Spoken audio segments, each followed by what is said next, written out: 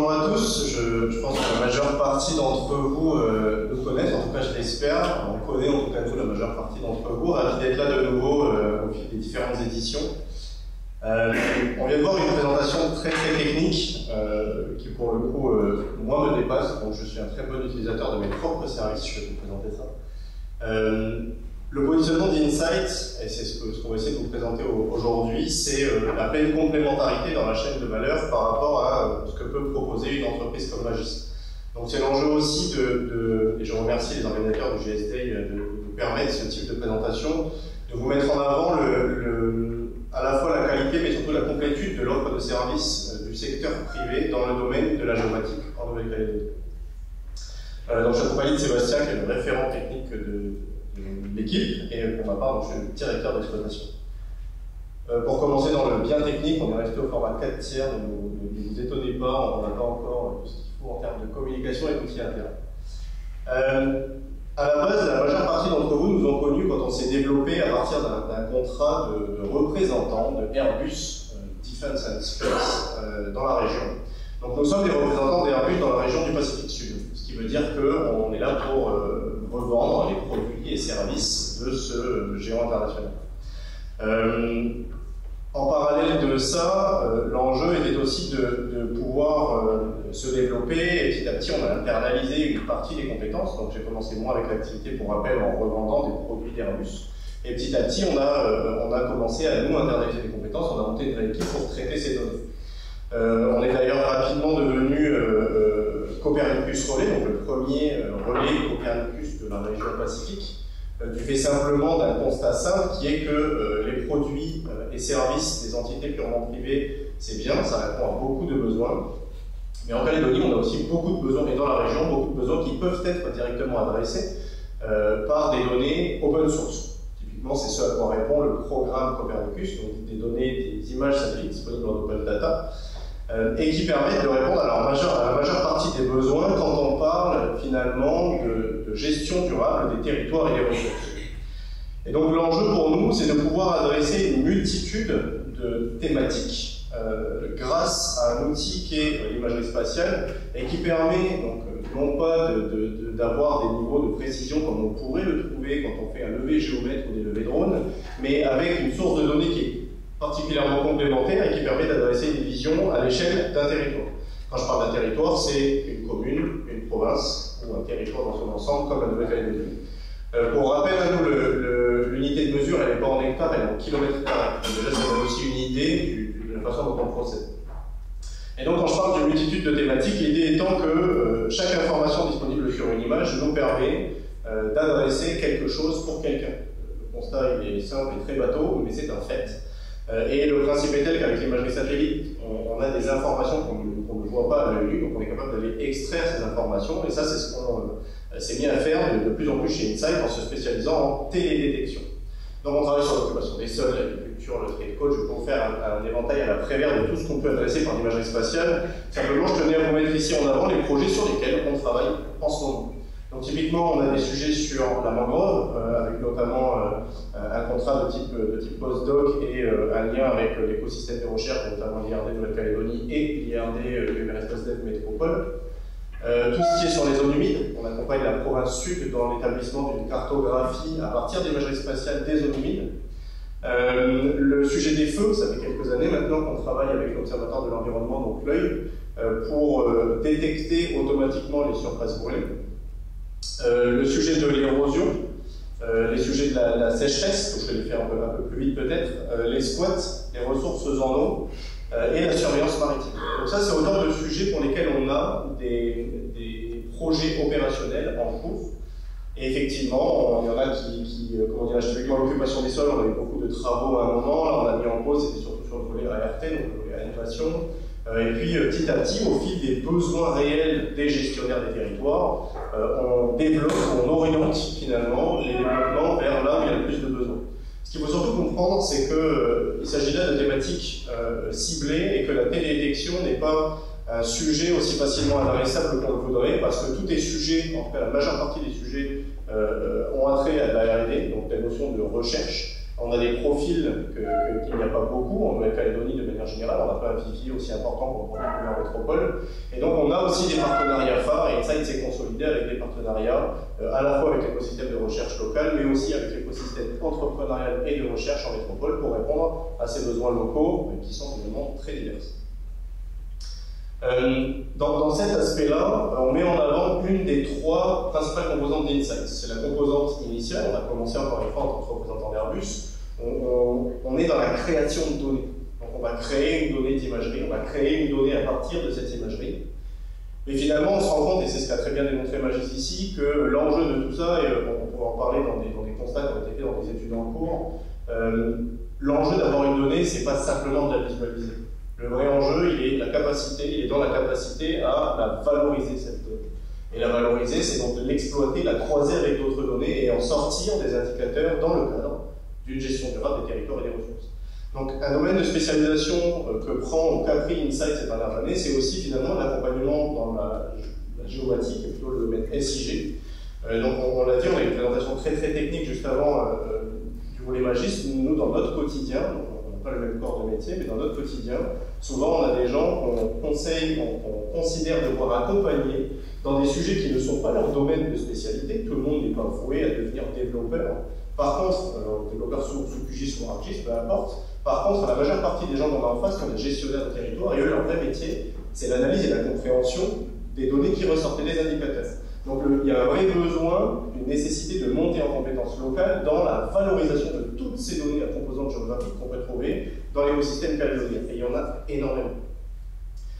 Et finalement, de fil en aiguille, la dernière, les slides sont très simples, hein, on va pas fait très violent dans les petites images. De fil en aiguille, ce qui est sorti tout naturellement, c'est cette notion d'accompagnement. Donc au-delà de vendre de la pure prestation pure et simple, à la fois en création de données et en valorisation de données, donc à la fois pour les télédétections et les systèmes d'information géographique, on a un vrai positionnement aujourd'hui en accompagnement de nos utilisateurs. C'est un différenciateur clé. L'enjeu pour nous, c'est pas de vendre des contrats récurrents au long cours avec une vision à 10 ans sans perdre le contrat, c'est de réussir à avoir un contrat d'accompagnement en place, avec petit à petit, dans un objectif de 2, 3, 5 ans maximum, en fonction de la maturité de l'utilisateur, d'autonomisation. Donc l'enjeu, c'est pas de garder le savoir-faire, c'est de le partager. On est vraiment dans ce qu'on considère ce qu'on appelle le capacity building, c'est un objectif de développement durable des Nations Unies, je n'invente rien. Le transfert de compétences, c'est l'économie de la connaissance. Ceux qui ont écouté Elisabeth Berkel quand il était venu, on est en plein dedans. Donc ça passe par de l'information, certes, mais ça passe aussi par des notions d'assistance à maîtrise d'ouvrage, cette notion d'accompagnement, dans l'objectif de meilleure optimisation des dépenses des deniers publics. Un positionnement très clair d'Insight là-dessus, c'est par exemple, on parlait de la surveillance maritime, on peut produire des outils, en tout cas des services de surveillance à partir de l'imagerie spatiale.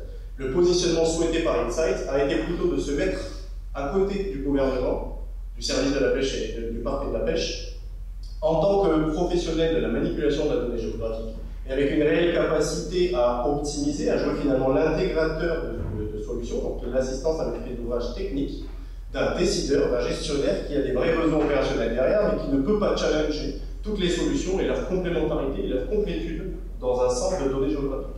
Et c'est en ce sens qu'on accompagne, en AMOA, les institutions de plus en plus.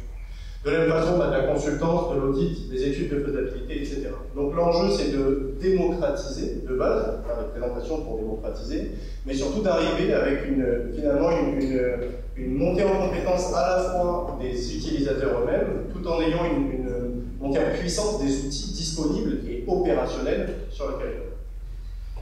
C'est tout pour ma partie, donc moi je fais de la présentation stratosphérique et blabla pour vendre du rêve. Après je laisse le concret aux professionnels, ce n'est pas mon cas, en tout cas technique, donc je laisse la parole à Sébastien, référent technique de l'équipe Insight. Bonjour à tous. D'abord, merci aux organisateurs de nous donner l'opportunité à nous les techniciens de réaliser cet exercice qu'on affectionne particulièrement, une présentation publique. C'est vraiment un truc que j'adore. Donc moi, pour abonder un petit peu dans le sens de Jean, je vais vous expliquer un petit peu le cheminement d'Insight qui nous a amené à faire cette espèce un petit peu de pivot dans notre activité, là où originellement on était uniquement fournisseur de services ou de données. En fait, sur les plusieurs années d'existence d'Insight, nous, au début de notre activité, à 2016 à peu près, tout au long des projets qu'on a menés avec beaucoup d'entre vous, on a acquis de l'expertise dans plusieurs domaines, que moi je vais catégoriser en 3 principaux domaines, qui sont une expertise sur les solutions techniques, c'est-à-dire que les solutions techniques que nous on a pu mettre en œuvre ou celles qu'on a été chercher chez des fournisseurs qui soient locaux, internationaux, peu importe. Ça ne veut pas dire qu'on est capable chez Insight de mettre en œuvre toutes les solutions techniques et technologiques qu'on a vendues, ça veut juste dire qu'on a la capacité d'avoir un regard critique sur les technologies qui sont mises en œuvre. On a aussi acquis une très bonne connaissance de l'écosystème technique, aussi bien local. Alors, local, c'est facile parce qu'on n'est pas tant que ça finalement. La Calédonie, c'est bien pour ça, c'est un petit pays, on se connaît assez rapidement tous.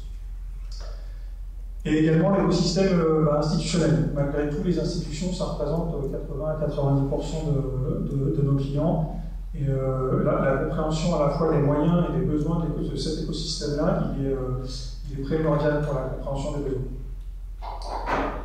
Tout ça, bout à bout, ça nous amène, nous, dans un rôle qui est véritablement de connaissance de la big picture, on dit en anglais, et d'avoir ce rôle un petit peu de traducteur entre les utilisateurs finaux et tous ces écosystèmes, les solutions techniques et technologiques, l'écosystème technique, c'est-à-dire les fournisseurs, à la fois les fournisseurs et les consommateurs de données, comme les institutionnels.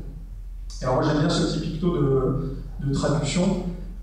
Pourquoi? Parce qu'il y a quelques semaines, pour illustrer ce propos-là, je vous donne un petit exemple. Il y a quelques semaines, il y a un bureau d'études qui est venu me voir en disant vite, moi je fais du récollement au format AutoCAD neige.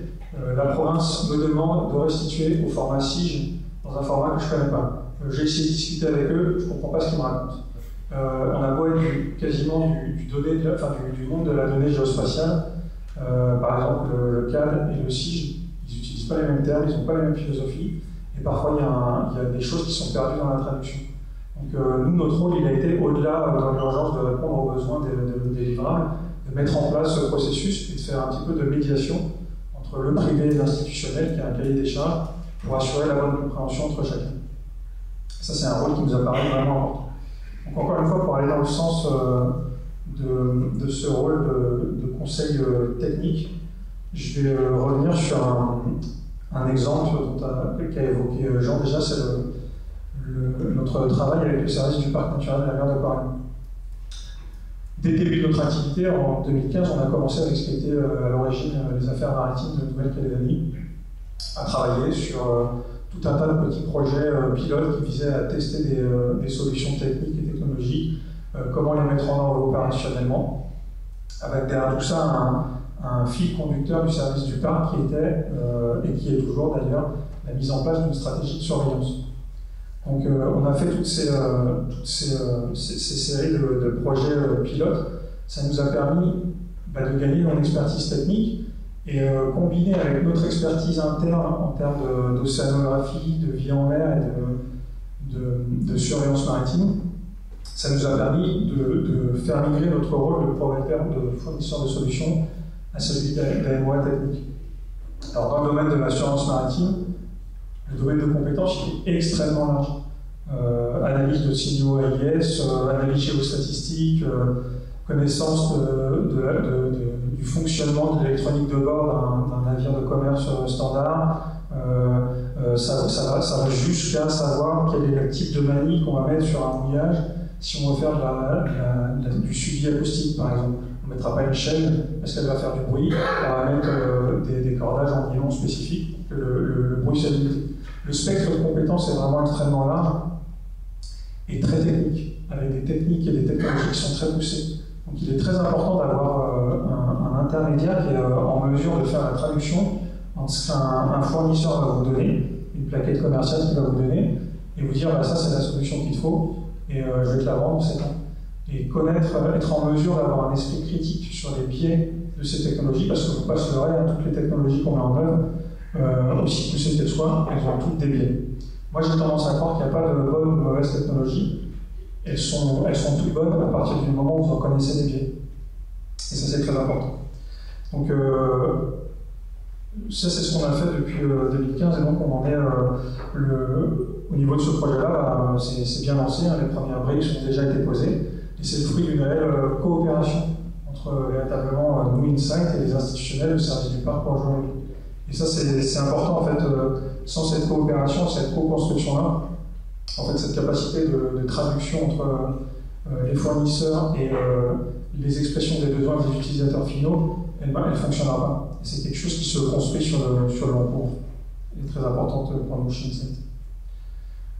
Un dernier exemple, c'est le dernier en date, qui est un petit peu différent, là. C'est qui vise à adresser les besoins des communes. Alors je ne parle pas des communes qui sont adressées par le CRA, les communes du Grand Nouméa, qui ont quasiment toutes des services géomatiques, des compétences en interne, des ressources qui permettent d'adresser cette problématique-là. On est plus sur les communes de Mons, où il y a un véritable besoin, typiquement l'aménagement du territoire, et pour ça, elles ont besoin de visualiser. En fait, elles ont des besoins très simples, elles n'ont aucune ressource qui leur permette de mettre en œuvre la donnée géographique. Donc nous, dans ce cadre-là, notre rôle est relativement simple. Dans une première étape, on vient collecter la donnée à droite à gauche, on l'agglomère dans une base de données, et ce qu'on va fournir à l'utilisateur final, il est en adéquation avec ses moyens et son niveau technique. C'est-à-dire que quand j'ai un décideur de la communauté qui vient me demander une information sur une implantation d'éoliennes, par exemple, ben, il a besoin d'une carte papier, tout simplement. Donc on lui fournit, on met en place la carte, on lui fournit, et il est très content avec ça. Dans ce domaine-là, moi je suis un adepte de ce que je considère comme la low-tech du SIG, c'est-à-dire on ne va pas déployer un client Argis Online ou voire même un QGIS chez un client qui n'a aucune ressource pour l'utiliser. On va lui fournir des cartes papier, on va lui fournir du GeoPDF. Un GeoPDF, pour ceux qui ne connaissent pas, c'est un PDF qui a des capacités de gestion des couches qui permettent d'avoir un mini-SIG transportable sous un format que tout le monde connaît et qui est très facilement utilisable par quelqu'un qui utilise un ordinateur. On peut très bien envisager des choses comme des KML, aussi simplement ça. Des KML, format des cartes papier ou des GeoPDF. Avec en trame de fond, ce que expliquait Jean tout à l'heure, c'est-à-dire que nous, on n'a pas vocation à faire des cartes papier pour tous les décisionnaires de Calédonie, on a vocation à transmettre le savoir, la compétence qui est requise pour les créer en interne. Et donc, c'est compliqué, hein, les ressources des communes de Brousse, elles sont vraiment limitées. Mais nous, on garde cet objectif, c'est-à-dire d'identifier un champion local, un employé local, qu'on va pouvoir former là-dessus. On ne fait pas trop d'illusions pour l'instant, le stade de maturité n'y est pas, mais c'est notre objectif final. Nous cette vision-là, par exemple, elle nous a permis de recruter quelqu'un chez Insight qui va faire ça dans un premier temps et qui est issu du cursus universitaire calédonien. Donc l'important, c'est pour nous, c'est vraiment le développement et ce que nous disions tout à l'heure, le capacity building. Voilà, ça pour toi, tu veux. Juste pour compléter très succinctement, je pense que Seb a absolument tout résumé là sur cette partie. La prochaine étape pour nous, c'est de la même façon, alors c'est pareil, au lieu de faire des beaux discours, on explique ce qu'on fait vraiment concrètement. Là, on a un contrat avec une commune. Il serait impensable d'avoir comme unique visée de signer 33 contrats avec les 33 communes sans réfléchir à la mutualisation. Donc on se veut, en faisant notamment ces liens et en accompagnant les gens et avec une visée de montée en compétences et de transfert de compétences, on se veut avoir cette volonté et cet accompagnement dans la mise en place de solutions mutualisées. Donc, typiquement, si aujourd'hui on a une commune avec un contrat à 100, l'autre avec une autre commune avec un autre contrat à 100, le troisième à 100, et au bout d'un moment, l'objectif c'est que la facture totale pour chacun descende. Nous, on ne va pas avoir une visée, une velléité à vouloir toujours gagner plus. L'enjeu, c'est de faire payer le bon prix pour le bon service avec un objectif de réduction totale, tout en répondant aux besoins. On n'est pas là non plus pour ne pas y répondre, et avec un objectif final qu'il n'y ait plus de contrat pour qu'il n'y ait plus finalement besoin de nous. Donc c'était tout pour la présentation. Merci à tous, merci Seb de cet exercice que tu t'es prêté en public, et à votre disposition pour le